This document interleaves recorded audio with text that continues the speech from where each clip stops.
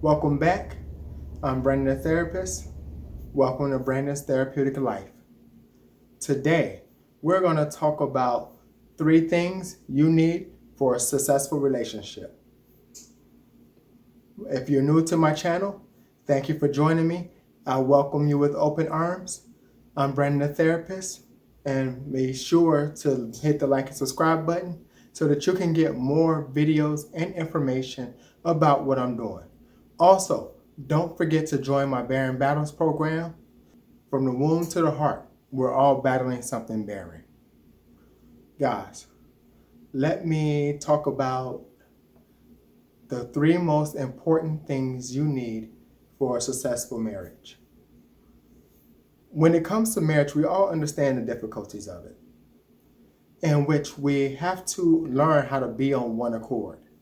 When we talk about being on one accord, we're talking about working together, being in sync, being the people we want to be. In a marriage, there should be no power differential. What there should be is equal opportunities for both voices to be heard and agreements set upon that problem, that area of life that you're both trying to resolve. So guys, the first topic I want to bring up is financial. Finances are the number 1 reason for divorce.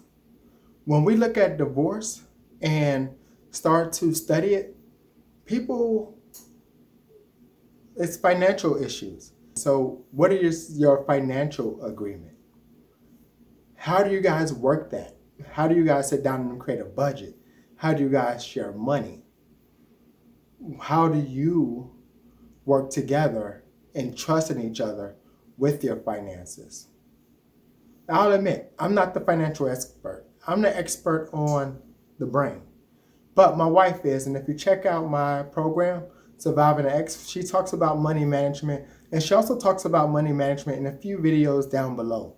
So make sure you check her out, because she's the one with the MBA. Mine is in psych.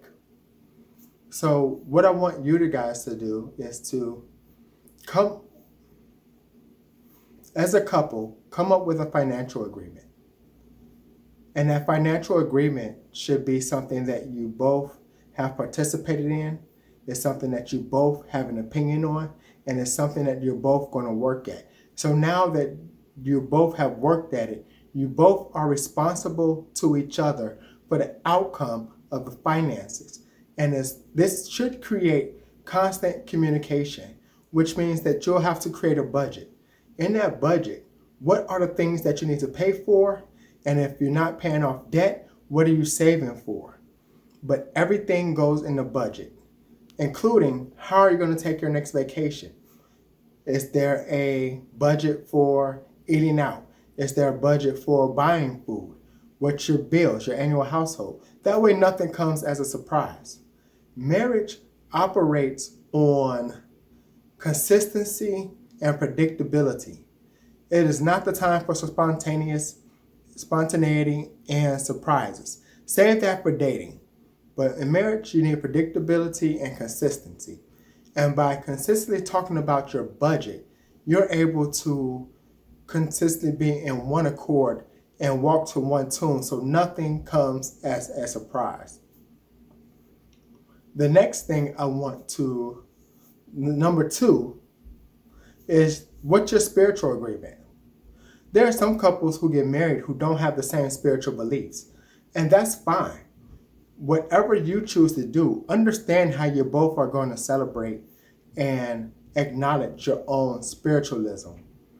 Whether this comes from going to church, mosque, or temple, whatever you do, just be on one accord with it and respect each other's beliefs and thoughts as it comes to this matter.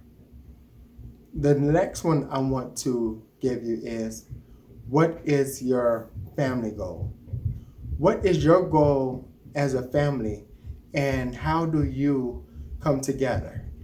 This means, do you want to travel more? Do you want to read more? Do you want to buy a house? Do you want to downsize? What are your family goals?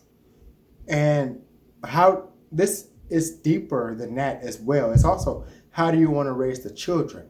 What lifestyle do you want to live? So there's so many thoughts and things that goes into the agreement of your actual family that you guys need to talk about it and make sure that you're working towards the same goal.